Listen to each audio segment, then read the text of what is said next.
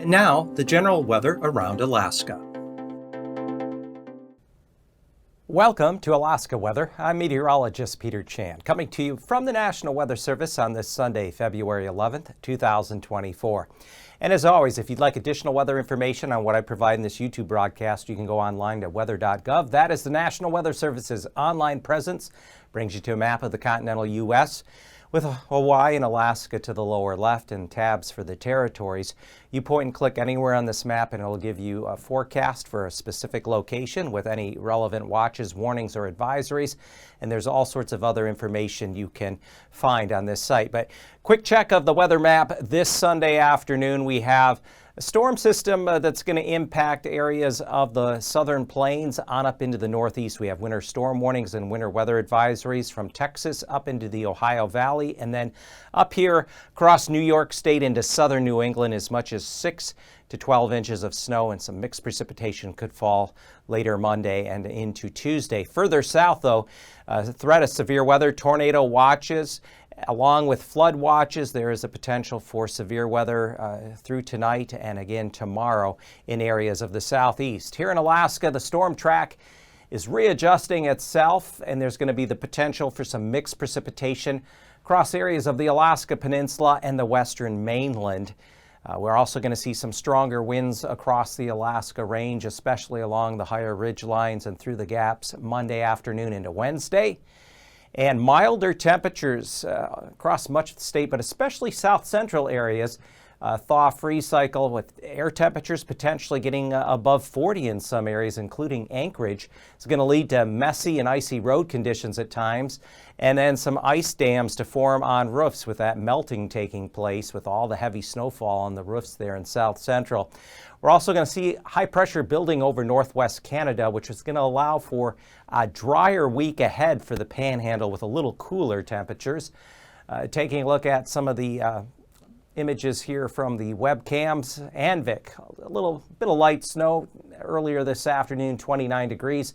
Anvik area, the lower and middle Yukon Valley, we'll see that moisture ride northward with low pressures coming out of the North Pacific and potential there for several inches of snow, even some mixed precipitation, including some rain or freezing rain as we go from Monday night into early Wednesday morning. Areas of the Alaska Peninsula, Sand Point, partly sunny this afternoon, 37 degrees, beautiful shot there. But again, the Alaska Peninsula is going to be that area where the low pressures will be crossing and bringing rain and snow to rain along coastal areas and snow up in the higher elevations. The entrance to Denali Park saw mostly sunny skies early this afternoon, 28 degrees, but stronger winds will be developing there, especially Monday afternoon and continuing into Wednesday afternoon. And then back toward the interior areas, the inner channels of the middle portion of the Panhandle, Petersburg, passing light snow shower this afternoon, 37 degrees. In areas of the Panhandle, we'll still see some snow showers or mixed rain and snow showers. The rest of today into tonight, letting up by early Monday. And after that, high pressure is going to be taking over across British Columbia back up toward the Yukon, and this is going to cause offshore, drier, a little cooler flow of air. So the Panhandle will enjoy a drier stretch of weather coming up here this week. But looking at where we have current watches and advisories, this area along the Alaska Range, a high wind watch Monday afternoon into Wednesday afternoon as southerly winds increase through the ridge lines and gaps here. We expect wind gusts from the southeast to south as high as 70 miles an hour later Monday and into early Wednesday. This area is under a winter storm watch for a low pressure that's going to cross the Alaska Peninsula on Monday, and then that moisture as it lifts northward. Monday night through Tuesday into early Wednesday, there could be some locally heavier snowfall through the lower middle Yukon Valley and then overspreading the Seward Peninsula.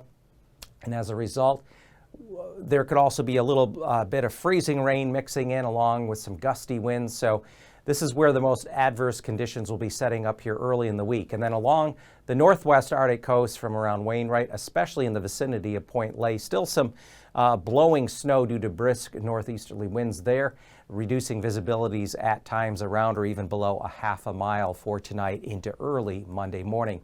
Satellite imagery shows here comes that next low. This is the next plume of moisture that'll be lifting northward. We have one low this afternoon. It'll be pulling out of the lower Yukon Delta, passing just on the west side of Norton Sound and along the Seward Peninsula on up toward the Bering Strait.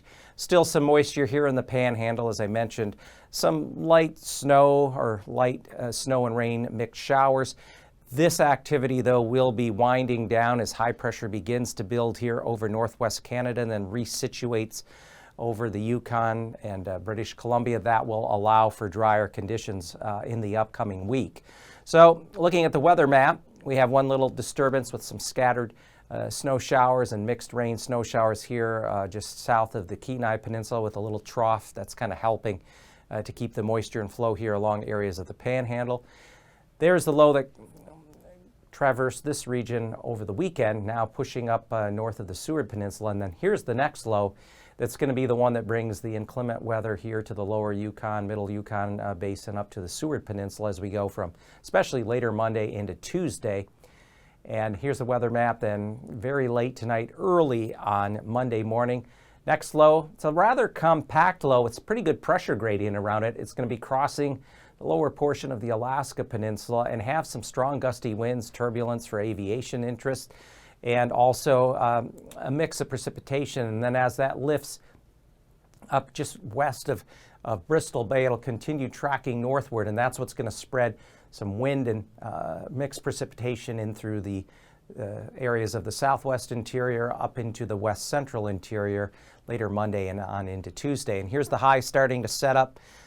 The Yukon, Northwest Territories, British Columbia, this high will just be in place, strengthen further as we go into the early midweek. This is going to allow more of an offshore flow from the Panhandle, meaning drier air mass, a bit cooler, so you're going to get a break from all the precipitation that's been going on. Then by Tuesday afternoon, we have high pressure up near 1035 millibars, and as a result, the offshore flow, drier conditions, sunshine here across the Panhandle up into the eastern mainland along the Alcan border, but southeast to south flow is going to pull in warmer air. Places like Anchorage could see temperatures around or above 40 here early in the week as a result of this pattern, and then another low will be taking a track upwards like this going into midweek. So this is the zone where the low pressures will track across the Alaska Peninsula along the southwest and west side of the state, including the eastern Bering Sea. Temperatures for Monday morning generally above freezing south of Juneau, a little below freezing in the northern parts of the Panhandle, 2 above there in the Copper River Basin at Glen Allen in the 20s. So again, this freeze thaw cycle could lead to some icy spots in the morning on the roadways. Be very careful, but by afternoon we expect temperatures to get back up around and above freezing in south central, 40 in Homer, 41. Kodiak City, we'll see temperatures low mid 40s out here across the outer and southern portion of the Panhandle, even 35 up there at Haines, Skagway. And then lows again dip below freezing across south central, so there could be some icy spots. And then temperatures Tuesday afternoon, that's probably not enough, to be up near 40 in Anchorage. Back here, temperatures still low mid 40s for areas of the outer Panhandle, but you're going to see offshore flow and some sunshine, so a quieter stretch of weather there in the southeast. In the north, not nearly as cold as it has been, but still cold in areas below zero. Yukon Flats, Northway this morning, Sunday morning, was 16 below at Northway, 15 below at Chicken.